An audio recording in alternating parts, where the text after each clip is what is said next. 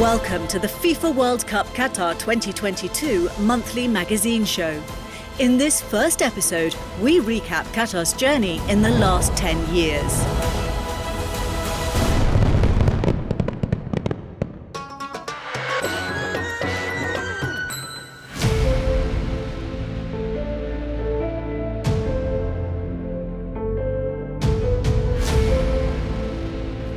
The winner to organize the 2022 FIFA World Cup is Qatar. This was the moment when the world discovered that the Middle Eastern state of Qatar had won the right to host the FIFA World Cup in 2022.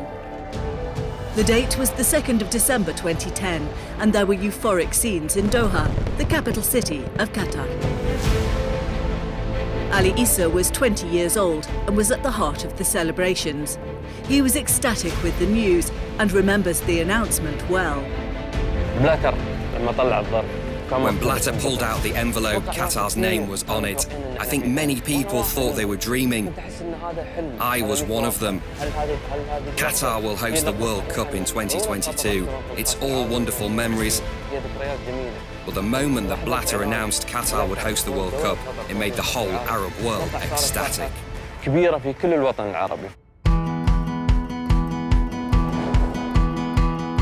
Qatar is a small country, but with giant aspirations, and the work began immediately to create a complete infrastructure suitable for welcoming millions of football fans to the biggest show on earth.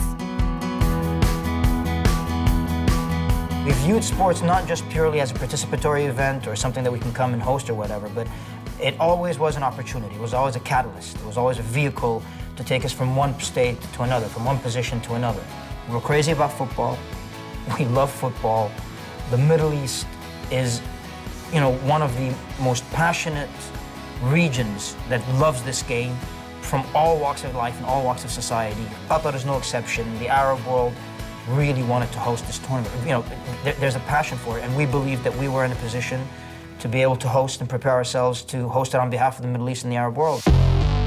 8 football stadiums have been planned specifically for the FIFA World Cup, and all will be completed by the end of this year. Dreamt up by some of the world's leading architects, the stadiums for the first World Cup in the Middle East are some of the most ambitious, visually exciting venues ever conceived. They're designed to reflect the rich culture of Qatar. And while it's important for Qatar to honour its past, the stadiums have been built with 3 leading-edge priorities in mind: access and comfort, sustainability, and post-tournament legacy. Each stadium had a unique story beyond the World Cup, beyond being a stadium. Our aim was for the stadium itself to be a center for the community. Now, having said that, of course, we ensure that each stadium is unique, represents something unique attached to the heritage of the state of Qatar and the Arab world.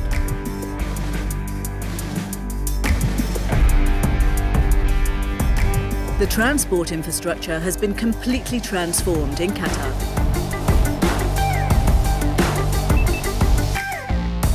If we look at the metro lines, we wanted to make sure that most of the stadiums are accessible by these metro stations. Also the road infrastructure, which is almost complete. We're probably around 90-95% complete with all the roads infrastructure. I mean, we see this huge change in the roads here in Qatar. And for us, we feel that, it'll make it very easy for the fans to get from one place to the other. Fans would actually be having the opportunity to see more than one game in a day. And I don't think, this is ever going to happen again.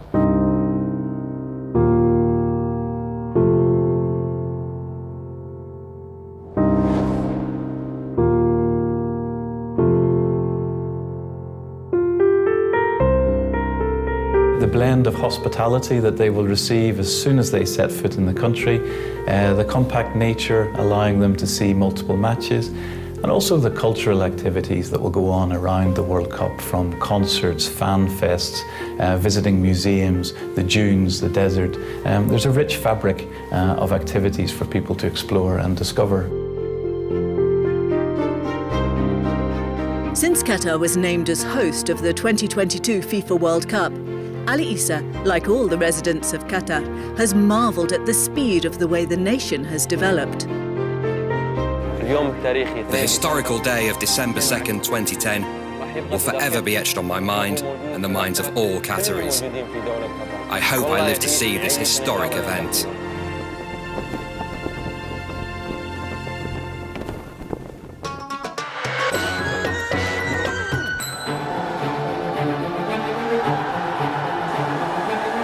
The 1st of February 2019 was a day of huge celebrations for the Qatar national football team.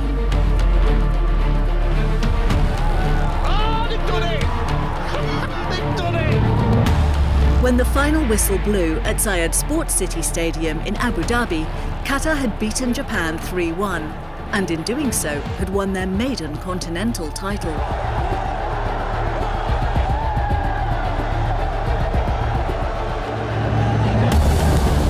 This was the perfect springboard for the country that will host the FIFA World Cup in November and December 2022. Back up with FIFA on this left-hand side. Goes towards Boas. Boas has a touch. Can he get the overhead kick in? It's on target. He's got it! 1-0. The tournament's leading assist maker, Akram Afif, with 10 to his credit, and top goal scorer Almoez Ali, who set a new tournament record with 9 goals, were key to this victory.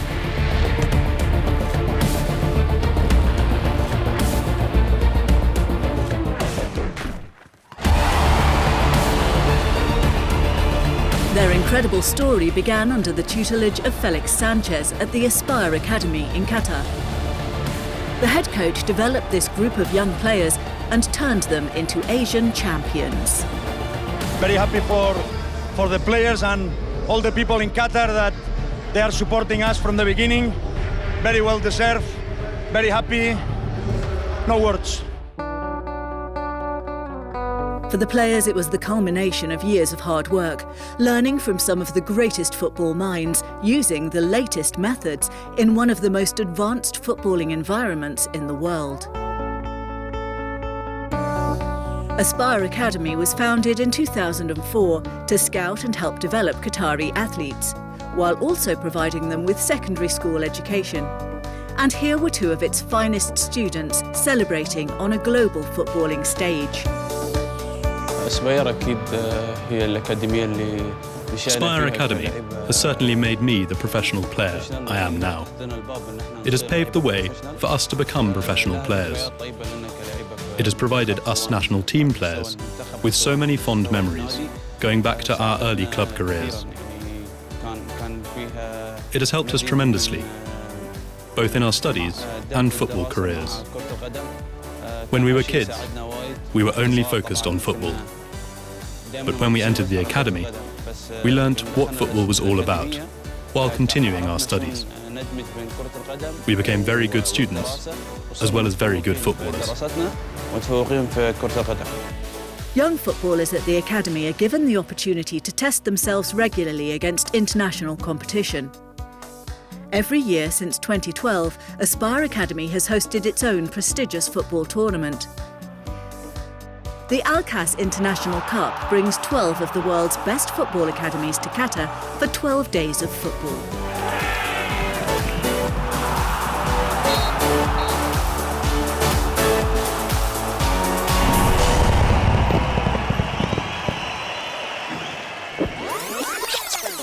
Back in 2013, exactly 6 years before the Asian Cup success, the head coach, Felix Sanchez, was the mastermind.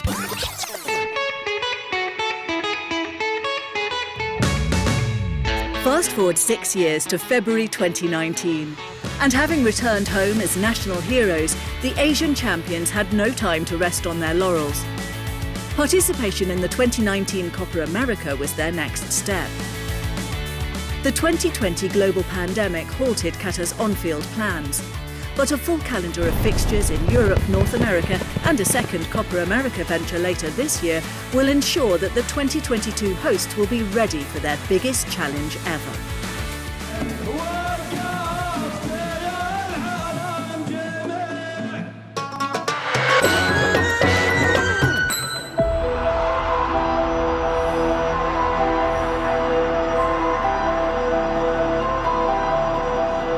326 days after French fans celebrated their second FIFA World Cup triumph, the 850 matches plus qualifying process for the next edition started in June 2019. For some, World Cup triumph means something very different to being crowned champions or even reaching the finals.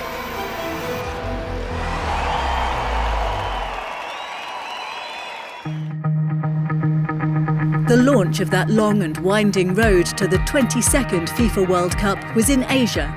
Pakistan and 11 other nations entered a preliminary knockout phase.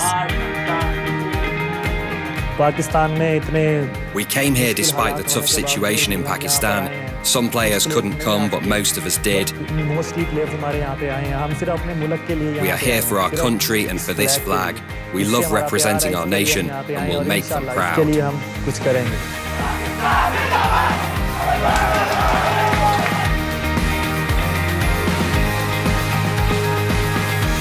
Trailing Cambodia 2-0, Pakistan pulled one back with this first half penalty by their Danish-based captain Hassan Bashir.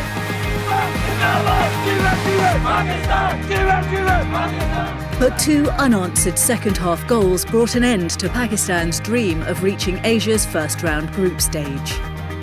I think it's great to be here in Qatar, to be the first team to actually be here. You know, I think it's a good experience for all of us and a little taster of what could come. So hopefully, you know, it's a good motivation to be here on a more regular basis.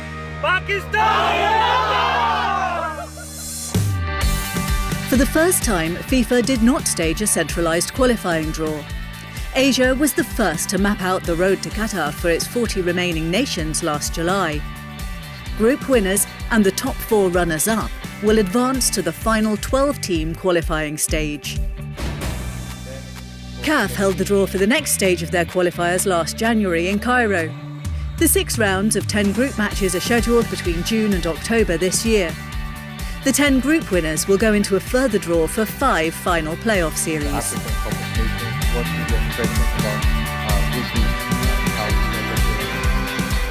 Following a 6-month delay, South America's qualifying started last October. Colombia's 6-1 humbling by Ecuador was their worst qualifier defeat in 43 years.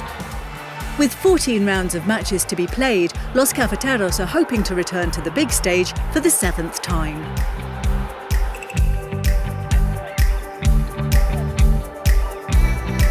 The situation for this second stage, third stage, final round. The CONCACAF draw was held at the FIFA headquarters in Zurich last August. A new format has placed 30 of their 35 members in a preliminary qualifying process. 3 nations will emerge to join the Confederation's top 5 sides in the expanded final octagonal round. Europe were the last to stage their draw. UEFA's 10 group winners, along with 3 playoff victors, will make up the continent's 13-team contingent for the finals in Qatar in 2022. 2-time Oceania finalists New Zealand and 10 of their fellow OFC nations are slated to start their delayed qualifying process in late June.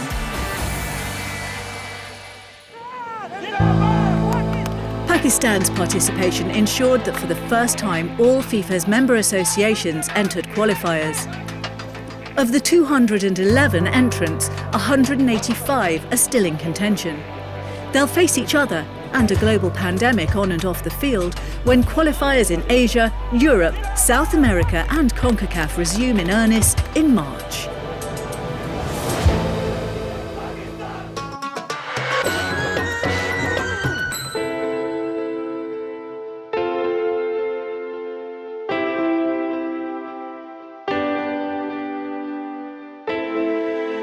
The hosts of the 22nd FIFA World Cup have had to wait longer than all previous hosts for their time to arrive. A decade on from their award, and there are still 22 months to the big kickoff. Qatar has been literally rebuilding a whole country, not just 8 stadiums. Much of this mega construction project has been part of the Qatar National Vision 2030. When we came to plan for the World Cup, we did not come and impose the World Cup requirements on the country's development plans. We looked at the country's overall development plans. We looked at the country's aspirations, and we used the World Cup as a vehicle, as an accelerator, to start some projects and to ensure that they're delivered on time and on budget, and at the same time, or to view the World Cup as a milestone to achieve certain goals that then will allow us to achieve the bigger goals. Construction of the 8 FIFA World Cup Qatar 2022 venues started in December 2014. Khalifa International Stadium was the first of the proposed FIFA World Cup Qatar 2022 venues to complete its redevelopment in May 2017. We've been working hard as an organizing committee for the World Cup with the host country. The development so far has been immense. I mean, you look at the infrastructure, the readiness of the stadiums. So now we're really focusing on the operational aspects and the fan experience aspects of the tournament. The tournament emblem was revealed on the 3rd of September 2019, a milestone that gave the Arab world's first FIFA World Cup its own distinct identity.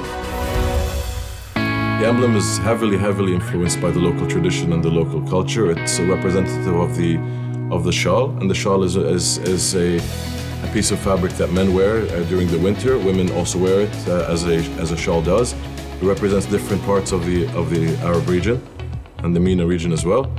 And just like other elements of the World Cup, is heavily based and reflective of the local culture. While the Education City Stadium had a virtual launch, the Al Janoub Stadium had enjoyed its grand opening with the 2019 Amir Cup final. The Ahmed bin Ali Stadium became the 4th venue to be in full operational mode during the 2020 Amir Cup final. 2021 will see the launch of the 4 remaining World Cup venues.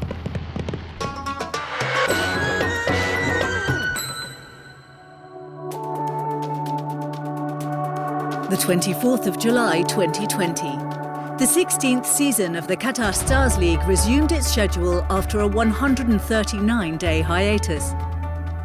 Football, like all aspects of life, came to a complete halt last year. To restart, football authorities would have to plan meticulously to combat the spread of COVID-19. And when football did resume, there was no doubt who the heroes were. Our scope was to provide medical assistance to everybody in the country, whether players, officials, delegates, spectators, contractors, broadcasters, workforce, volunteers. Everybody must receive medical, primary and emergency medical coverage. With such extensive care, Qatar Stars League crowned their 2019-20 season in late August. The Asian Football Confederation took note of that achievement and sought Qatar's assistance to stage their own interrupted prime club competition in a centralised format in Qatar. When we heard that Qatar would be hosting the Asian Champions League, I had a strange feeling, being the middle of the COVID-19 pandemic. We still had not recovered from the pandemic. People were still afraid of gatherings and tournaments. But Qatar is used to facing challenges and succeeding. This characteristic is embedded in us. We accept the challenge and take responsibility.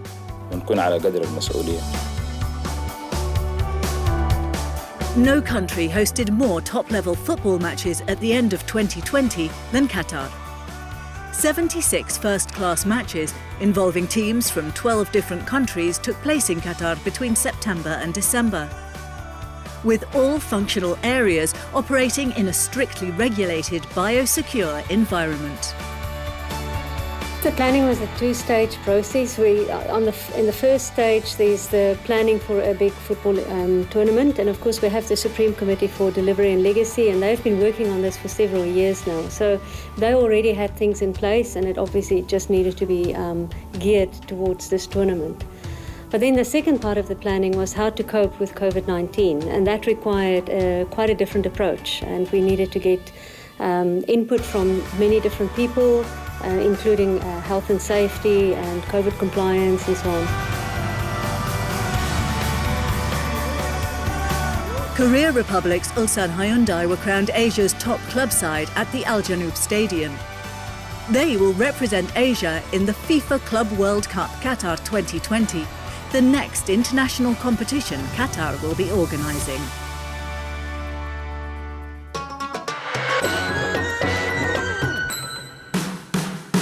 Nine years after Qatar was awarded the hosting rights of the FIFA World Cup, the country staged its first full FIFA competition in December 2019. Club champions of FIFA's 6 member confederations and their fans descended on Qatar to contest the 15th FIFA Club World Cup. The Club World Cup in 2019 became a festival, not only just a football festival, but it was just a big festival. A musical festival, a sporting festival, a cultural festival, and so on. There was a lot of gems that we picked up from these. It confirmed that we needed to do and continue doing is communicating to fans, listening to fans. We went to Liverpool. We spoke to the Spirit of Shankly. We spoke to Liverpool fans. We engaged with the Flamingo fans. We engaged with the Mexican fans. We engaged with the Tunisian. We listened to them. What was it? What was the concerns? What was the issues? Highlighting the issues, communicating to them what Qatar was like. Flamengo fans needed very little encouragement, as they'd been waiting 38 years for this moment. Over 10,000 of them had to make last-minute arrangements to travel 11,000 kilometres to watch their beloved Rubro Negro repeat their 1981 triumph over Liverpool in the old Intercontinental Cup. Sadly for them, Liverpool's Brazilian star, Roberto Firmino, sealed a 1-0 extra-time victory for the Reds, their first ever FIFA Club World Cup title. I think one of the highlights, at least for me personally, was Liverpool winning, champions of the world. It was a great tournament. I mean, we wanted to implement, part of the small little plans that we always talked about that we wanted to implement during the World Cup, during the Club World Cup. The COVID-19 global pandemic affected Qatar's plans to welcome more international fans to the upcoming FIFA Club World Cup edition. FIFA and local authorities have, however, agreed to allow local fans in, albeit in limited numbers. Qatar Stars League champions will represent the hosts and open the tournament against Egypt's Al Ahly. Al Duhail. We have an important challenge, League, Emir Cup, Qatar Cup, World Cup Championship and Champions League. We are so proud to represent Qatar and we want to do our best. This is our target. UEFA representatives Bayern Munich will aim to replicate Liverpool's success and keep the FIFA Club World Cup trophy in Europe for the 8th consecutive season, while FIFA and the local organisers will test 2 more proposed venues for the biggest show on earth.